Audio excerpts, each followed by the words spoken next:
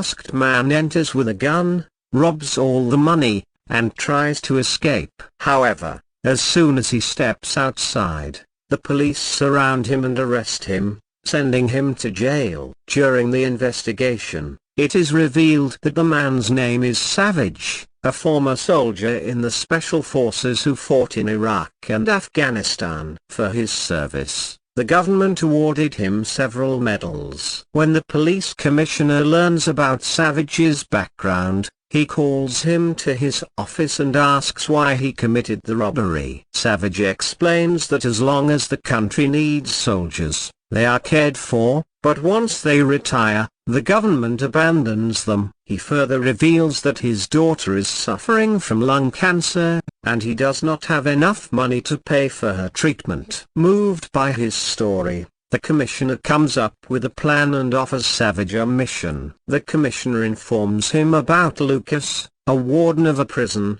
who is involved in several illegal activities. Lucas conducts illegal fights in the prison and broadcasts them live to earn money. Additionally, he uses inmates to smuggle drugs. Despite knowing about these activities, the police cannot arrest Lucas due to a lack of evidence. The commissioner wants Savage to go undercover in the prison, gather evidence against Lucas, and expose him. Initially, Savage refuses, but when the commissioner promises to cover his daughter's medical expenses, he agrees. The next day, Savage is sent to the prison, where he is welcomed by a guard named Killian, who explains the rules. Later, the prison doctor implants a GPS tracker in Savage's neck. In his cell, Savage finds a hidden phone sent by the commissioner to collect evidence. That evening, in the mess hall, another inmate named James tries to provoke Savage, but he ignores him. Later, in the prison yard, Savage meets Tony, who invites him to join his gang. Savage declines and walks away. That night, James and his gang attack Savage in his cell, but another inmate, Bonus, helps him fight them off. However, the guards arrive and lock all of them in solitary confinement. Lucas calls James to his office and rewards him for the fight. Later, Savage is also summoned, but instead of punishing him, Lucas tells him about the prison fights. Knowing Savage's military background, Lucas offers him a chance to participate in the fights. If Savage wins against the best fighter, he will be released. Seeing this as an opportunity to gather evidence, Savage accepts the offer. Savage is given a fighting suit and escorted to his new cell,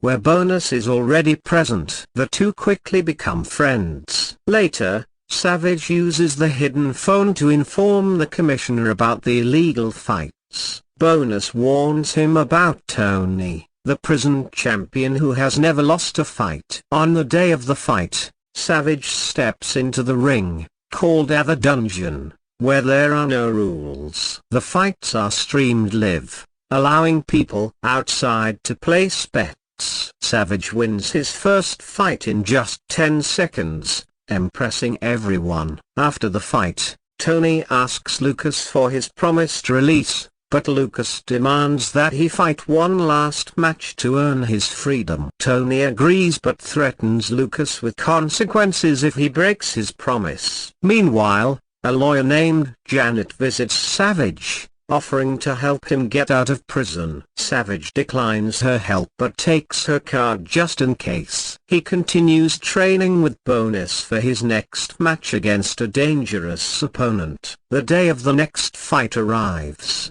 and Savage quickly knocks out his opponent, gaining the admiration of other inmates. However, he remains focused on his mission. That night, Bonus reveals that he is in prison for killing the man who assaulted his sister. Savage reassures him that he did the right thing. The next day, Tony's gang attacks Savage, but a guard intervenes and gets stabbed in the process. Savage saves her life, earning the respect of the warden, who later kills Tony's men to maintain control. Enraged, Tony challenges Savage to a fight, but Savage stays focused on his training. He later informs the commissioner about his plan to fight Tony and gather evidence. On the day of the big fight, Lucas announces it with great excitement and streams it live. The fight is intense, with both fighters giving their all. In the second round,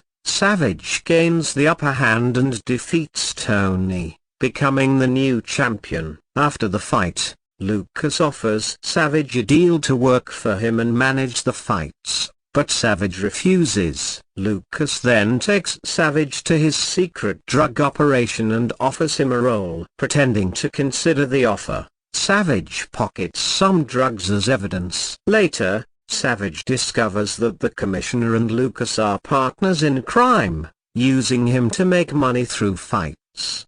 Betrayed and devastated, Savage resolves to bring them down. He contacts Janet, hands over the evidence, and rallies the inmates against Lucas. On the day of the final fight, Lucas arranges a match between Savage and a fighter from another prison named Shaka. The fight is brutal, but Savage uses the stolen drugs to blind Shaka and defeats him. Taking this as a signal, the inmates start a riot, overwhelming the guards. Meanwhile, the army arrives after Janet hands over the evidence to the authorities. Lucas tries to escape, but Savage and Bonus stop him. Bonus beats Lucas, and the soldiers arrest him and the commissioner. With the evidence provided by Savage, all charges against him are dropped, and the government funds his daughter's treatment. Savage is released from prison and reunites with his daughter after her successful treatment. Lucas and the commissioner are sentenced to life imprisonment. The story ends with justice served and Savage starts